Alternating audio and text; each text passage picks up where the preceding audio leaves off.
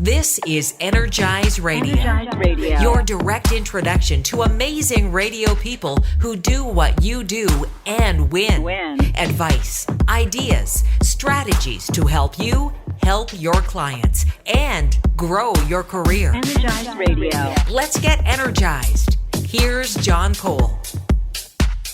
Welcome to our latest edition of Energize Radio. And I know you are going to get energized in this edition because we're speaking with one of my favorite people on the entire planet. We have to go all the way to Kentucky where we find Beth, Mann, and the Edge Media Group. They basically control all of Kentucky with their radio signals, and everyone does everything that they say. Right, Beth? I wish that were true. Beth has a fascinating story of her success in radio. She's got lots of energy, and I know that if we just spend a few minutes with her today, what you're doing out on the streets tomorrow or the next day, Beth will give you some gems so that you can be even greater at radio sales. Beth, let's start with customer service, because I've heard you speak a lot of times about your teams and how important good customer service is. So for you, for a new rep or a rep that's been around or a sales manager that's looking for a little bit of energy, what's the key to good customer service in your opinion? It absolutely is the most important part of sales. And that has changed over my 37 years. When I first started in the sales side of the business, it was all about the ability to negotiate. And now it's all about the ability to take care of things, take care of people, take care of situations, save your customer time. To me, customer service is probably the most important thing that we do. And as an industry, it's the one thing that we don't spend a lot of time teaching people how to do it. It's the easiest part, really, of the sale, in my mind, because you don't have to do a lot to be in a category of one. People don't get good customer service at all in any category. So if you're that guy, you're that girl, that gal, that person that goes beyond expectation, just do the and one more thing than what that customer expected, then you're in. Every person who owns a business is strapped for time. They need help. They need someone that cares about their business. And if you'll just do that one extra thing that helps save them time or make them feel better about their business, you're in for life. Talk a little bit about, because I hear from a lot of reps, they'll brag about, well, my clients are successful because of our relationship. And I think sometimes we sort of lean on that. We have a great relationship and we forget the customer service. And that's why I love that you added the +1. What are some simple things that reps could do to go, hey, here's an example of some good +1s outside of just having a good relationship? Well, relationship definitely is important, but the reason the relationship was built to begin with is that client trusts you, they believe in you, they want to do business with you. So the way to earn that on a fast track, in my mind, is to be that rep that does what the other reps don't do, or to be that rep that they want to make the first call and it's to you. And I think a lot of that, John, gets down to being prepared. Don't waste their time. Every time you see that customer, give them something that will benefit their business. So whether that's an article, a conversation, a success story, an exceptional ad, I mean, you can pick what those things are. And there are a million different ways to do the and one.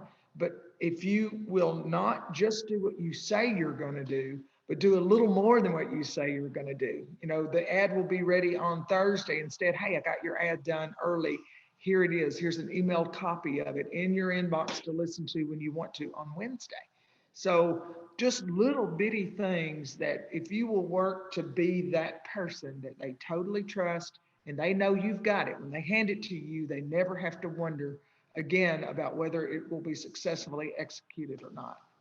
I always like to tell my customers when I dealt with them, I had a line that I tried to use a lot, which was, I saw this and I immediately thought of you.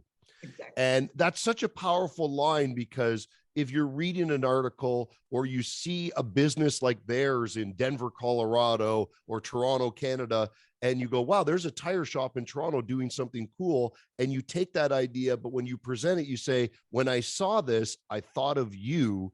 They realize that you're working for them 24/7, 365. It's not just about when you need copy or you're going to drop off tickets or you need to, ask their permission for something or give them an idea. It's like, no, I'm actually thinking of you all the time. So I always love that line. I thought of you when I saw this. That's a great way to do it. And, it's so easy now with our smartphones.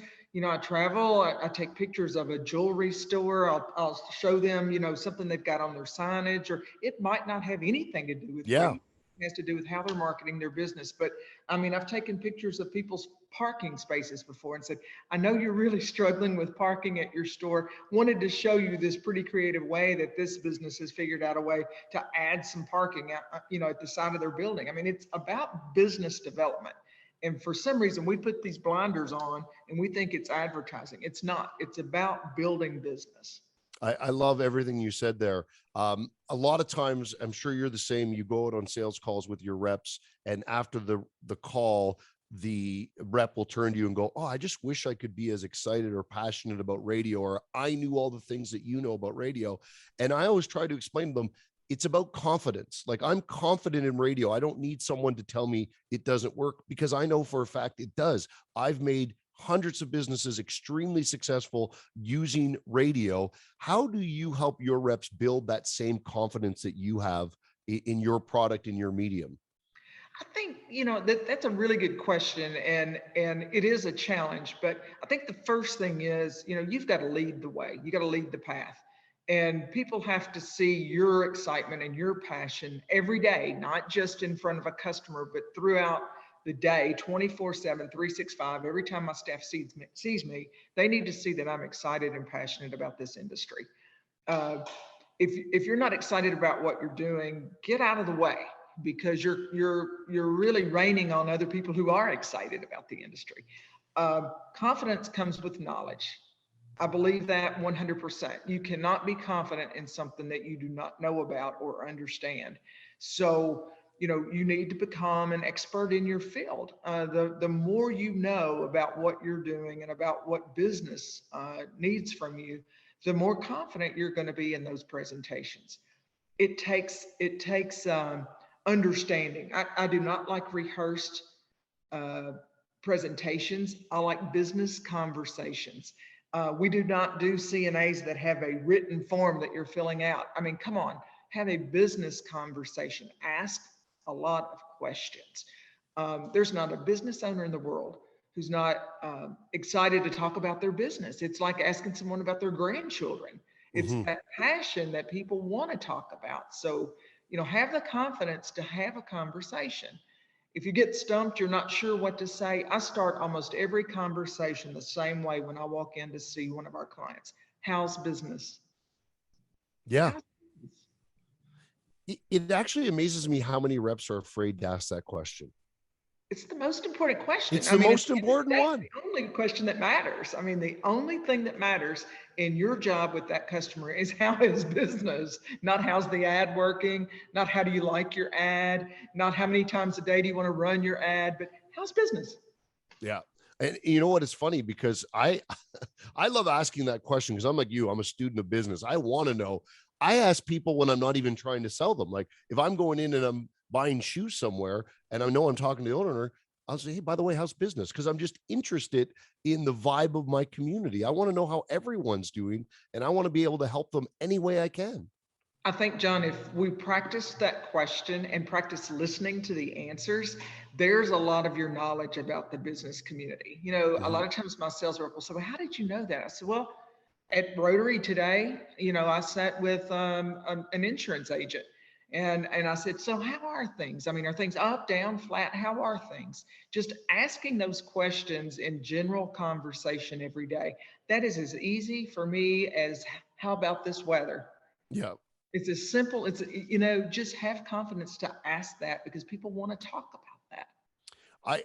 I with this series, we're trying to give people the passion that many people have in radio and understand how great a career it can be. And I know through your time, and certainly through mine as well, we've had a lot of reps that have come into the business, and we see mistakes that they make. And we see them because we made them ourselves, and they stand out because we're like, oh yeah, I've done that before. So what are the mistakes that you see reps do sort of, I don't know if frequently or traditionally is the right word, but you see them and it's a red flag where you're like, okay, you think you're doing that right, but you're doing it wrong. What are the things you would like people to avoid? Several things come to my mind there. That's where I start racing all over the place. So you've just set me up for disaster here. The first one is lack of planning. I mean, just no plan. No plan is a failed plan. You know, if you plan to succeed, you better have a plan of how to do that. There has to be a success plan. There has to be focus and discipline every day. Our business allows you to own your own business without having to be the person that signs the checks and takes all the responsibility for owning a business. I mean, it's the closest you're ever going to be to an entrepreneur without having to be the person making the loan. So you have to have a plan, and you have to follow and execute that plan. So we talk a lot in our company about success plan, not just a sales plan, but a success plan. What are you going to do every day to work towards your ultimate success plan? I think I see way too much plan, way too little planning among our reps. The other thing I see is a perception that you are too busy for your client. And that is kind of my new pet peeve, and my new focus is like, if you're too busy to take care of your client, then you're probably headed toward disaster. At what point do we recognize that the most important person in our business every single day, we have two sets of clients. We have customers who are clients, our listeners, and then we have people that pay our bills. And if we can't take time for those two groups, then we need to get out. We need to go do something different. Just way too busy to take care of things. And you let your client see and feel that. You know, when you're in there checking your email while you're with them, you're texting somebody while you're with them, you're taking a phone call in front of their client. I mean, what message is that sending to that person? I think you're 100. I think you nailed those 100%. Like, I just feel like you have been in our discussions in our company as well. I know community is huge for you in what you guys do in your radio group. And certainly I think many of us aspire to the same thing, being great community leaders. How is it important for reps to understand that, you know, that's not only something we believe, but it's something that actually makes our brands, our connection to the community, and it's also saleable. Like, our customers want to be partners with us because they understand we're a leader in the community.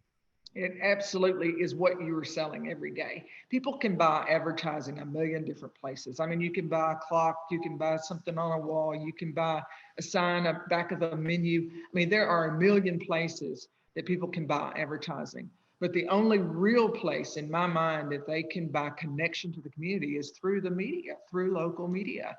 And, you know, it's the biggest piece of what you're selling is your connection to your listeners and users of your product. And if you're not proud of that community relationship, start today working on it, because I think that it is the one that we offer that other marketing type companies can't offer. I mean, service to the community. If you please your listeners and you please your clients as a central focal piece of the community, you win, period, hands down, you win. Yeah, I think it's important that our reps they value that themselves. And, you know, like I like to talk to customers that maybe go off on a tangent and worry about the music we're playing or that song we play too much. I always bring them back to, here's what we do. You're missing it. What we do is we bring you news and information you can't get anywhere else. We're involved in every community event that no one else is doing. And we take ownership of this community, that when something is good, we're there. And when something's bad, we make it better. And that's what you're buying, because the great thing about statistics and analytics, I guess I should say, is we've seen in our company, like our website, which is predominantly news, we see that there are people that use us every single day. We're part of the routine, and that's so important. It's just like the radio station. We're part of the routine. But we also see when a major story is breaking, our page views go through the roof, which means we have the trust of those people that when they need to know, they know where to go, and it's us. And the great thing about our advertisers is you're part of that ride. We just don't know what day there's going to be breaking news, and hopefully it's good breaking news. But when it happens, you're part of the stock market that's rising, which is why you want to be here. Billboards don't bring you that. Facebook ads don't bring you that. Nothing else just us. So that's why you got to be here. You got it. I mean, everybody wants to play on a winning team. Mm-hmm. And it's concerning to me that we're not as focused and as fixated as we need to be on our image and our relationships in our community. I think that's the strength of our company. I think that's the strength of your company, John. Mm-hmm. You know, we want to be in the center of everything. We want to be the focal point of the community, and everything revolve around us. And we need to understand, you know, when I have conversations with business leaders, I say to them, I take my job to grow our local community very seriously. That is part of my job. One business at a time, one mm-hmm. listener at a time. It is my place to be the person that is in charge of economic development for this community. Yeah, I agree 100%. And every advertiser that advertises locally helps support another advertiser that advertises locally, because that's someone that doesn't drive to a big city. It's somebody that doesn't go online and buys. It's someone that goes, no, I'm going to support the people that build my community. And we're kind of the glue of all of that. It's how I view our responsibility. We are the glue. And if we don't understand that, we can't project that to our clients. So, you know, I think it's important for our sales reps to know, I mean, how many local community events do you do a year? Is that a number you can pop off the top of your head? Mm-hmm. You know, when we do presentations, I'll say, you know, we do about 120 community events a year. Well, immediately, you know, somebody's like, man, every single time the reaction is, that's over 2 a week. I said, well, I probably shot you short.